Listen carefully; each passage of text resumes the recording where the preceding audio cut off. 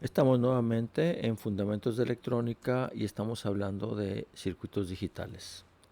En esta ocasión nos concentramos en ir de la tabla hacia una función en forma de suma de productos, particularmente usando min-términos.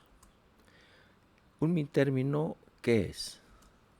Si tenemos una función o circuito combinatorio con n variables independientes, o sea, el circuito con n entradas, un min-término de la función o del circuito es un producto cualquiera de esas n variables, que pueden estar o no negadas, pero tienen que ser las todas. Por ejemplo, en este caso tenemos nosotros la función y, que es de tres variables, ABC. Por lo tanto, el producto ABC es un min-término, A negado, B negado, C es un min-término. AB solito no sería min-término porque son tres variables, pero el producto tendría dos. ¿Cuál es la importancia del min-término? Bueno, como estamos tomando todas las variables, eso quiere decir lo siguiente. Solamente en un caso de todas las combinaciones posibles de f de ABC, el min-término va a ser 1. ABC va a ser exclusivamente para cuando A igual a 1, B igual a 1 y C igual a 1, y 0 para todos los demás casos. ¿Cuál es la diferencia con el caso anterior? Es que como son exactamente tres variables, no hay más que una sola instancia en que se da esta combinación, A1, B1, C1. Si fueran cuatro variables A, B, C, D, entonces hay dos combinaciones en que se da A, B y C. Aquí está otro ejemplo, el min-término A negado, que sería 0, B negado 0, C, 0, 0, 1. Es 1 solamente cuando A es 0, B es 0 y C 1, y es una única instancia que aparece en la descripción de la función.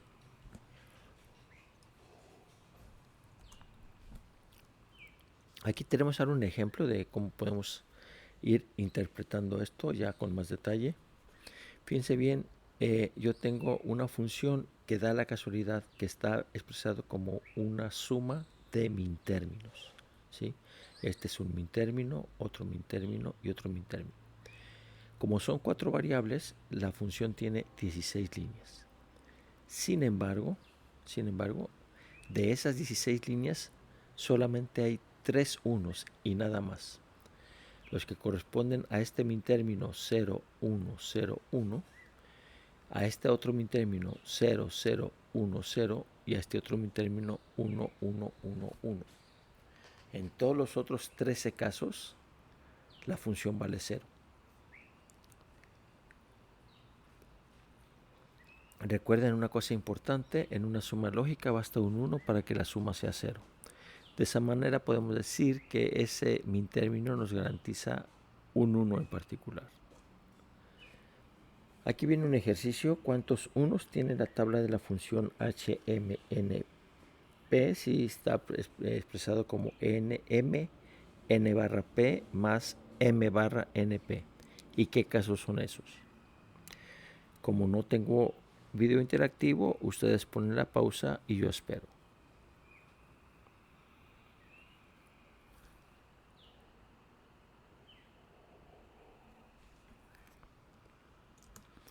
Son dos casos solamente, uno por cada min-término.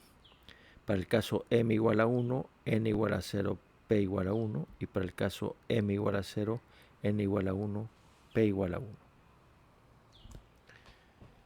Vamos a introducir una notación especial para min-términos.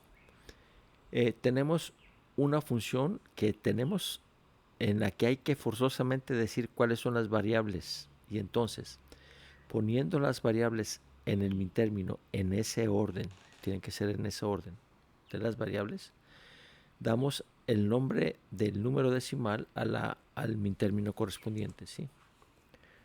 A, B negado, C, D negado, como sigue el mismo orden que tengo acá arriba, entonces digo que es A vale 1, B vale 0, C1, C0 Es el único caso en que la palabra es 1.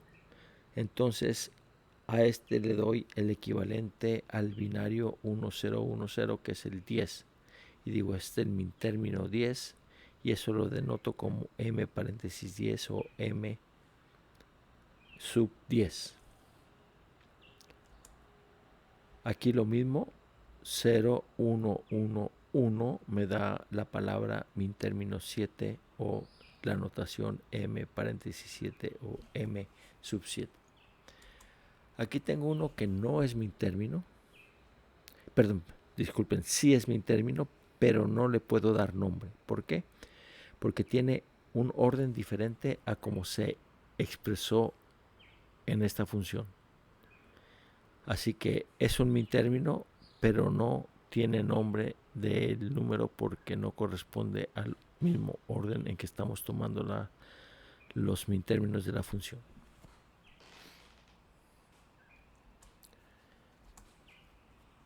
Aquí tenemos un ejercicio. Fíjense que yo tengo un min término wz barra y.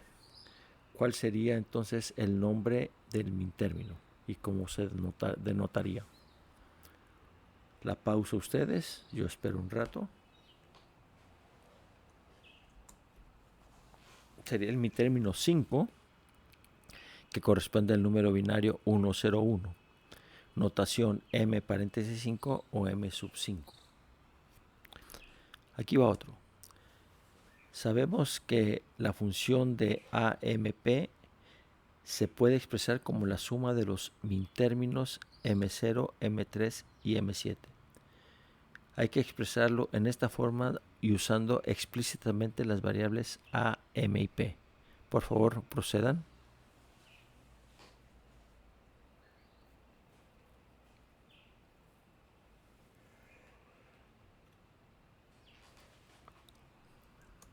Ahí tenemos, ¿verdad? Este es el 0, el 3, 0, 1, 1 y el 7, 1, 1, 1. Ven ustedes que el conocimiento de la notación binaria también es conveniente aún en situaciones donde no podríamos esperarla o imaginarla. Y ahora viene el teorema que nos importa. Cualquier función lógica de n variables, f de a n-1, a n-2 hasta llegar a 0, tiene una expresión equivalente que consiste en una suma de min términos con esas variables. Fíjense que no estoy diciendo que sea la única forma de expresarlo, sino que hay toda la que ustedes haga va a ser equivalente a una suma de min términos. La demostración es muy sencilla. Tomamos la verdad, la tabla de verdad de f, y una vez que lo hacemos, solamente identificamos los casos en que f es 1 y usamos los min términos correspondientes. Como siempre es posible esto, ¿verdad? Y además es única, no hay dos sumas de min términos diferentes. Decimos que la suma de min términos de f es una forma canónica de f. Aquí tenemos un ejemplo, vean ustedes. Tengo esta tabla y en esta tabla tengo un 1 para este caso. Y ese es el min término 3. Un 1 para este caso, 101. A, B negado C sería el min término correspondiente, el 5. Identifico este 1 que corresponde a este caso 110, 110 es el término M6, y el caso 111 que sería el término M7. Si yo hago ahora la suma de estos cuatro términos, tengo f como una suma de min términos. Para no tener que escribir esto, y sobre todo cuando los unos son muchos o cuando el número de variables es demasiado, ponemos solamente una notación como sigue aquí. F de ABC, ponemos las variables en el orden que se van a leer. En el orden que se van a leer. Y tenemos la suma, la sumatoria de los min términos 3, 5, 6 y 7.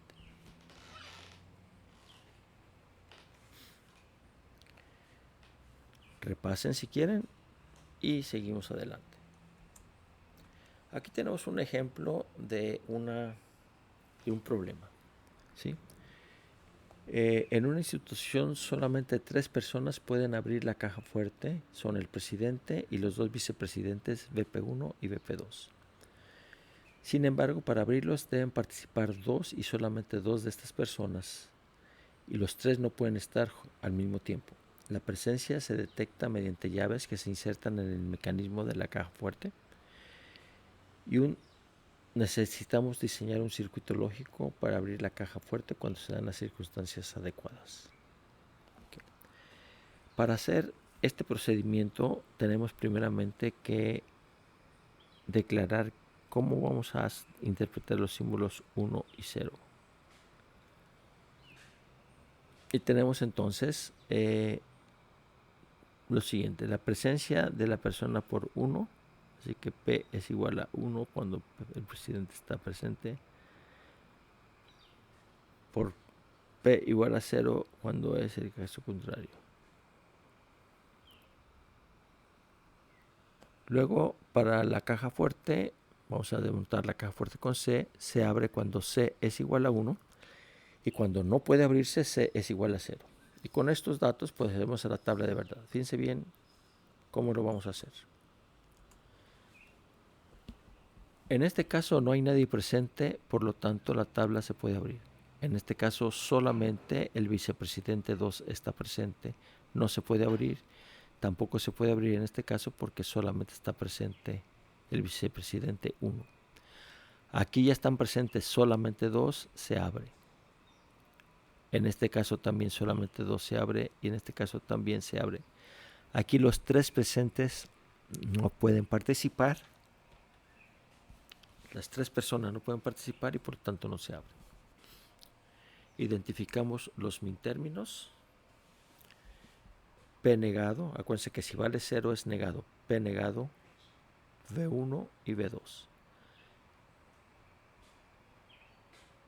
P, P1 negado, V2, P, V1, V2 negado.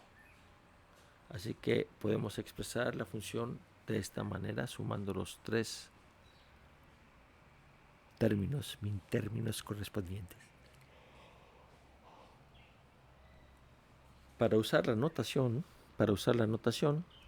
identificamos los números correspondientes a cada mintérmino, M3, M5 y M6, y podemos representar la función de esta manera: C de PV1, V2, como la suma de mintérminos 3, 5 y 6. Ahora vamos a construir el circuito. Y fíjense bien la ventaja de tener una función canónica. Ya sé yo que voy a tener una suma de 3 productos que son los 3 mintérminos correspondientes, el 3, el 5 y el 6. Para las entradas y la salida de C, las entradas las denoto como P, B1 y B2. Este tipo de circuitos, así como lo ven ustedes, ya no está mucho a la venta, todavía hay algunos circuitos integrados que andan por ahí, pero lo que hacía uno era programar este circuito diciendo cuáles fusibles se quemaban, o sea, qué conexiones iban a quedar solamente. Nosotros vamos a poner las conexiones aquí, ¿verdad? Y para eso tenemos este formato, que es un formato bastante común en muchas aplicaciones. Fíjense que yo estoy usando aquí una doble negación, de manera que aquí yo tengo P1 y aquí solamente uso una negación y de ahí tomo un camino, tengo un P1 negado. Y lo mismo para las otras dos. Entonces vamos a proceder. Fíjense bien con el M3. P negado lo conectamos ahí, P negado. Fíjense que esta línea es P negado, ahí lo conectamos el P negado. Conectamos el B1, que es aquí esta línea B1, y el B2, que es en esta línea. Repetimos para el M5, P lo pasamos ahora hasta P, hasta B1 negado y hasta B2. Y podemos repetirlo para el M6. Y ahí tenemos el circuito lógico que nos estaban solicitando.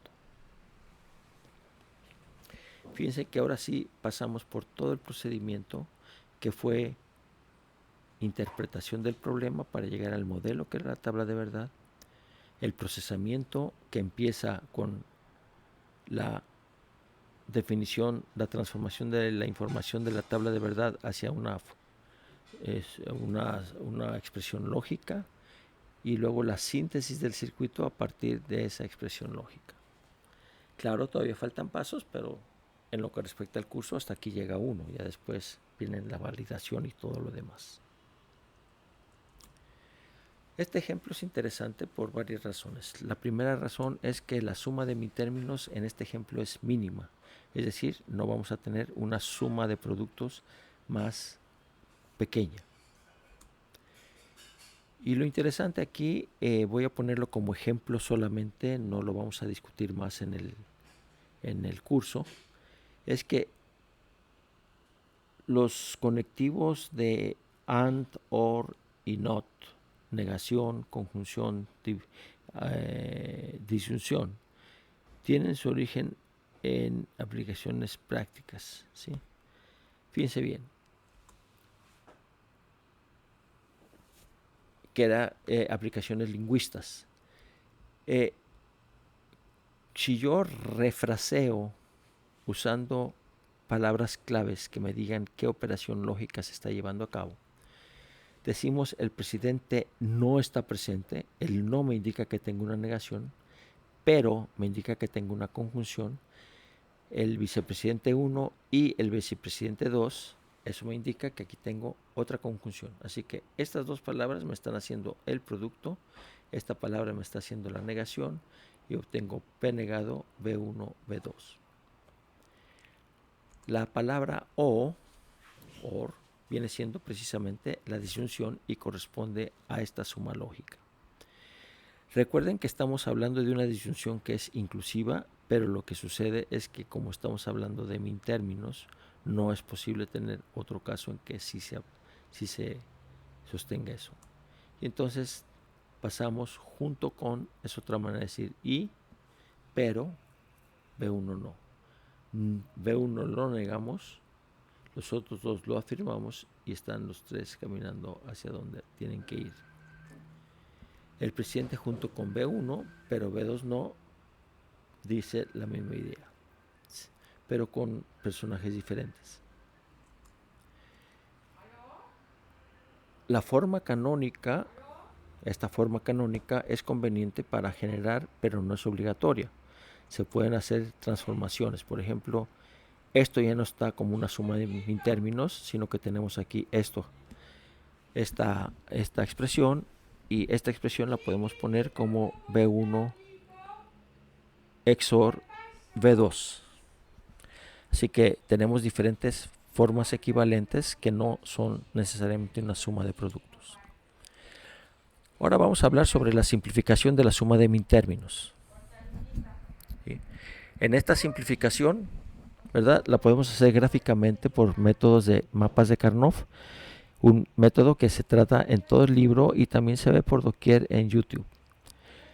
Esto es generalmente para hasta 4 variables y casi todos los libros y también videos en YouTube lo dicen, pero se pueden establecer mapas para 5, 6 y 7 variables también, pero eso no se hace porque es muy complicado.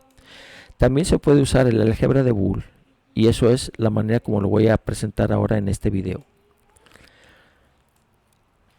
Y eso lo trabaja sobre un principio importante. Si dos términos difieren solamente en la operación sobre una variable, es decir, tienen las mismas variables y en una variable una se afirma y otra se niega, entonces se simplifican en un solo término eliminando la variable.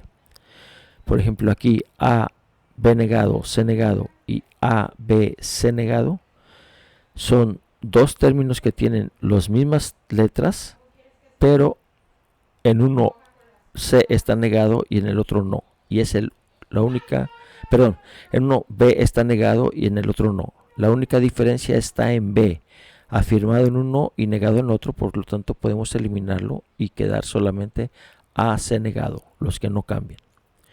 La demostración es la siguiente. Tenemos ahí la suma correspondiente y entonces aplicamos la propiedad distributiva que dice que podemos sacar con factores común a AC negado. B negado más B por la propiedad de complemento es igual a 1 y este es un elemento idéntico, por lo tanto me da lo mismo que AC negado. Y ahí tenemos la demostración de lo que teníamos anteriormente. Aquí vamos a poner un ejemplo, ¿verdad? Tenemos esta función, que es la suma de los mitérminos 1, 5, 7, 13 y 15. Aquí lo tenemos, el 1, el 5, el 7, el 13 y el 15. Véanlo por favor, identifíquenlos. 0, 0, 0, 1, 0, 1, 0, 1, 0, 1, 1, 1, 1, 1, 0, 1, 1, 1, 1, 1, que son los números binarios 1, 5, 7, 13 y 15. Ahora observen que 1 y 5 difieren solamente en la B, por lo tanto podemos estos dos juntarlos y eliminar la B. Recuerden, la regla de idempotencia me dice que yo puedo volver a tomar el 5 si quiero.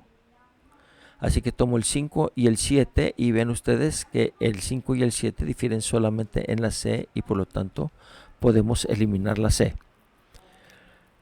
El 13 y el 15 difieren solamente en la C y podemos eliminar la C.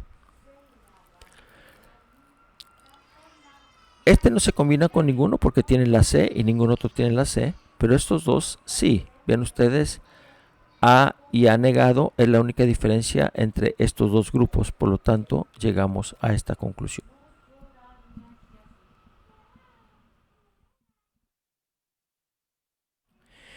Si van a utilizar mapas de Karnoff, verifiquen que llegan al mismo resultado.